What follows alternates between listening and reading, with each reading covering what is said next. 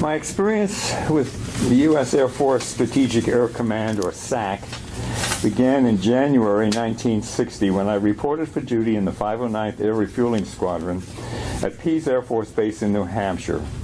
The squadron flew the obsolete aerial tanker, the Boeing KC-97. The following year, in January 1961, Robert MacNamara became Secretary of Defense, initiating numerous changes in the military, most of them awful.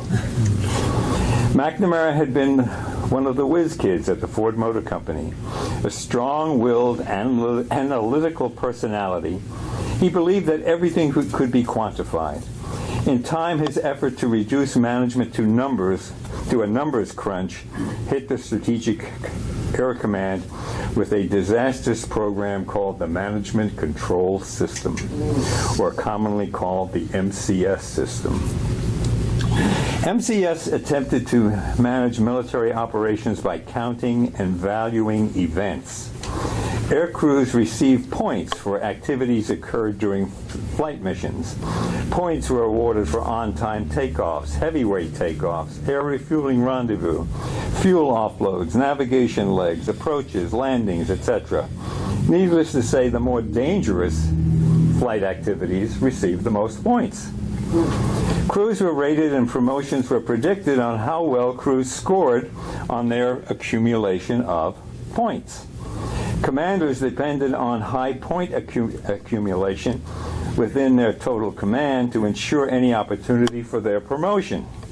It was a horror show that brought out the worst in people and led to catastrophic lapses in integrity, from general officer right down to the basic airman. One captain at a wing commander's call stood up and flatly stated the MCS system was an inverse ratio of a crew's integrity.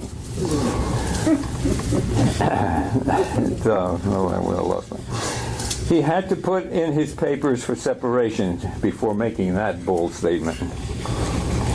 In another incident, my wing commander at the 509th Bomb Wing, Colonel James Keck, was relieved of command when he protected an officer who questioned the efficacy of the MCS system.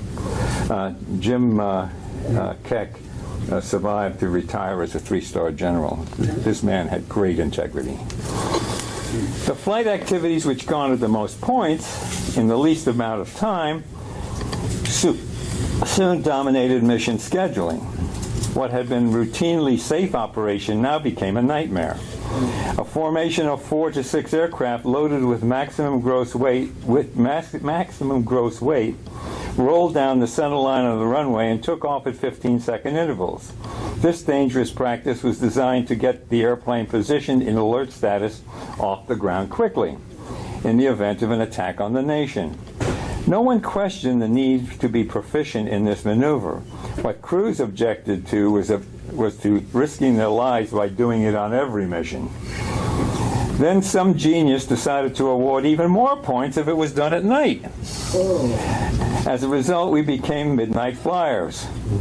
Of particular concern was the issue of extremely turbulent air encountered when planes further back in the takeoff roll. The furious, swirling air churned by the propellers of the preceding aircraft made pressure instruments unreliable. Pilots could do little more than struggle to hold the wings level by using the artificial horizon, as it was the only reliable instrument available. They strained to control the violent gyrations as 100 tons of aluminum and aviation fuel bucked around in the blackness of the night. The 4-engine Pratt & Whitney 4360 engines strained at maximum effort to keep the airplanes flying. High power settings had to be maintained to sustain a climb at these heavy weights. It took over 2 hours to climb to 19,000 feet. The Stratotanker reached cruise altitude just in time to make up the rendezvous with the bomber and to initiate the fueling.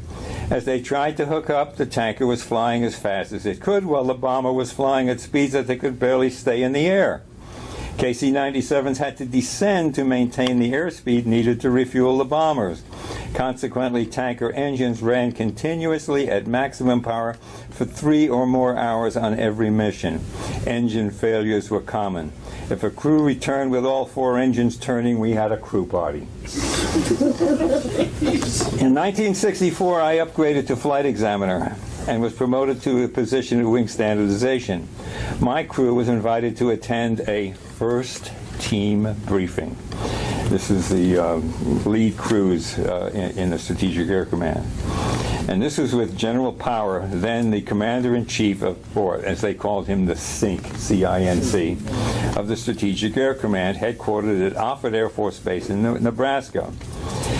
This meeting was an eye-opener. The large audience in a spacious auditorium consisted of lead standardization crews from every wing and SAC. They were the top crews, coming from B-47 and B-52 bombers and tanker crews from KC-97s and the newly assigned KC-135s that were replacing the 97s. As we waited for General Power to arrive, a lieutenant colonel spoke to the group. He told us what the general wanted to hear and cautioned us not to ask anything that disagreed with the published SAC party line. When General Power did appear for the interaction with his crews, there was little controversy. General Power proudly boasted that he talked with his crews. Unfortunately, the air crews knew that it was a career killer to tell him what he needed to know. During a breakout section for the tanker operations, my boss, the Chief of Tanker Standardization, Major Wilbur Moore, and this is where the courage comes in, addressed the problems generated by the MCS system. Major Moore was a soft-spoken, grandfatherly officer with considerable flying time and air refueling experience. He requested that SAC consider reducing the number of minimal interval takeoffs that the KC-97 crews were required to accomplish under the current MCS system. He documented incidents where aircrafts had narrowly averted a crash during these departures and the imminent danger posed by the high engine failure rate. It was a well-reasoned presentation that stressed the hazard our wing had experienced and recognizing the pending phase-out of the KC-97 as the new KC-135s arrived from Boeing. General Ryan, SAC's vice commander, assailed Major Moore with vengeance. He condemned him for suggesting that requirements be lowered in any way and ridiculed him for making this request. It was clear that these folks had their ideas written in stone, and nobody was going to change anything. Major Moore sat down after receiving a thorough tongue lashing. It was an ugly episode for those who worked for him and respected him. On the flight back to Pease, I contemplated pursuing a job with the Air Force Reserve that my co-pilot had told me about. I concluded that the folks in SACs were out to kill someone, and it probably would happen soon.